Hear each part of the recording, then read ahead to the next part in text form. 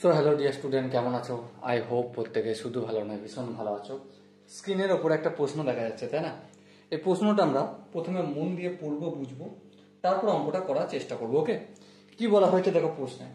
এক ব্যক্তি 15 টাকায় 12টি ডিম ক্রয় করে 14 টাকায় 10টি বিক্রয় করলে লাভ বা ক্ষতি হয় কত? অপশন এ আছে 10% ক্ষতি, অপশন বি আছে 12% ক্ষতি, অপশন সি আছে অপশন বি আছে 12% লাভ, অপশন সি আছে 12% ক্ষতি, আর অপশন ডি আছে 15% লাভ। তো অবভিয়াসলি তোমরা প্রত্যেকে এই অঙ্কটা প্র্যাকটিস করবে, কিন্তু ভিডিওটা পজ করে। ওকে, চলো, আই হোপ তোমরা করে নিয়েছো, এবার মিলিয়ে নিতে পারো। তো প্রশ্নে আমাদের প্রথমে কি বলা ছিল? বলা হয়েছিল 15 টাকায় 12টি ডিম ক্রয় করে, তাহলে 12টি ডিম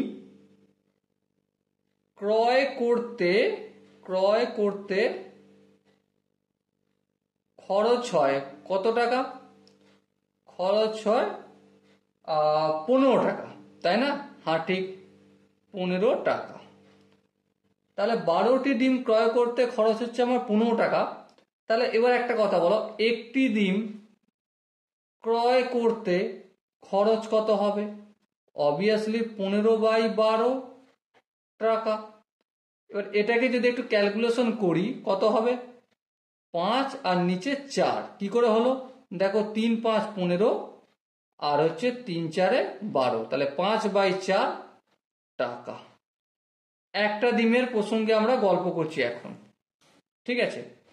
এবার দ্বিতীয়, এখানে একটা কন্ডিশন বলেছে 14 টাকায় 10টি ডিম বিক্রয় করলেন, তাহলে 10টি ডিমের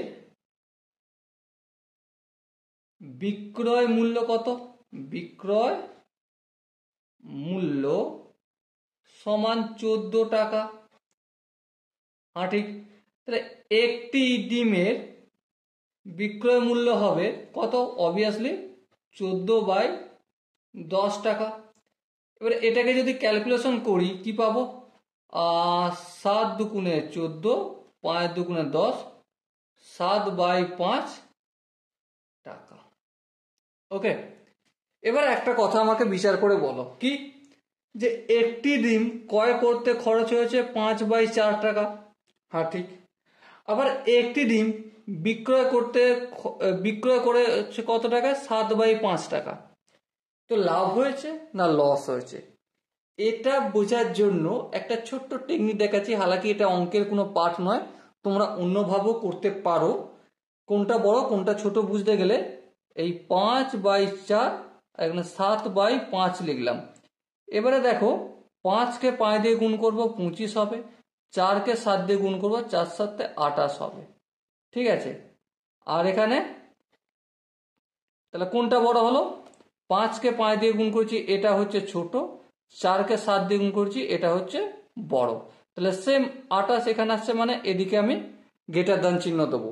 তাহলে বেশি হচ্ছে 7/5। হালাকি এটা হচ্ছে একটা চিট নিয়ম, এভাবে করা উচিত নয়, তবু বোঝার সুবিধার জন্য মোটামুটি আমরা এভাবেই কাজটা চালিয়ে নিই। ওকে, হালাকি এটা ভুল নয়, ভুল মোটেও নয়।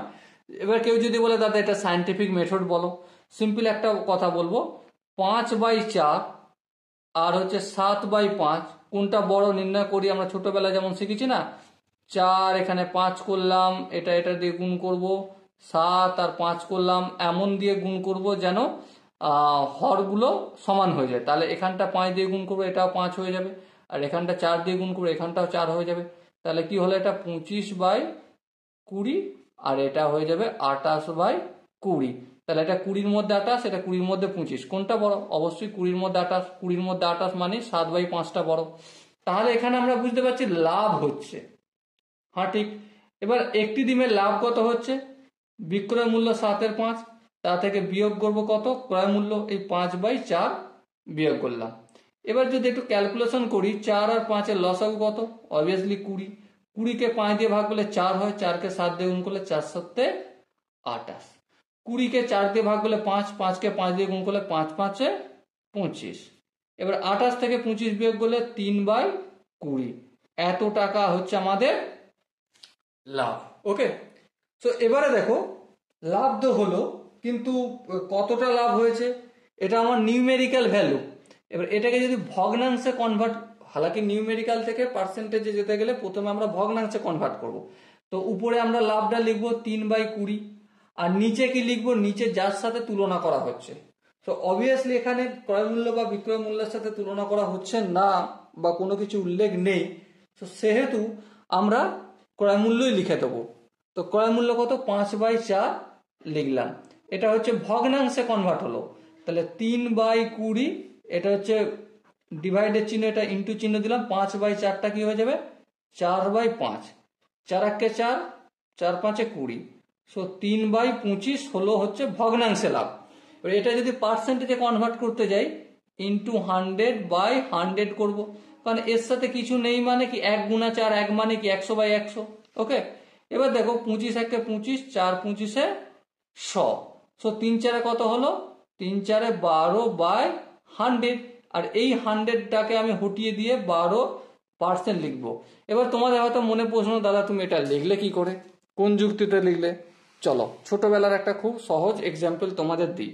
সাপোজ মনে করো তুমি 56% নাম্বার পেয়েছো, তার মানে কি লিখতাম আমরা, 56/100। তাহলে পার্সেন্টেজ চিহ্নটা উঠে গিয়ে যদি ডিভাইডেড বাই 100 হয়, তাহলে ডিভাইডেড বাই 100টা উঠে গিয়ে পার্সেন্টেজ চিহ্ন আসতে পারে না? অবশ্যই আসতে পারে, তাই এখানে 12% লাভ হচ্ছে। ঠিক আছে, সো ডিয়ার স্টুডেন্ট, এখানে যে অপশনগুলো রয়েছে তার মধ্যে কোন অপশনটা ঠিক হবে? অবভিয়াসলি অপশন বি হবে সঠিক আনসার। ওকে, আই হোপ তোমরা প্রত্যেকে এই কোশ্চেনের কনসেপ্টটা বুঝতে পেরেছো। এবার যদি কারো মনে হয় দাদা আরেকটু ডিটেলসে এলাবোরেট করে দরকার আছে, তো অবশ্যই কমেন্ট সেকশন রয়েছে, কমেন্টে তোমরা জানাতে পারো। ওকে, সো দেখা হচ্ছে নেক্সট ভিডিওতে। ততক্ষণ পর্যন্ত প্রত্যেকে ভীষণ ভালো থেকো, সুস্থ থেকো এবং জয় হিন্দ।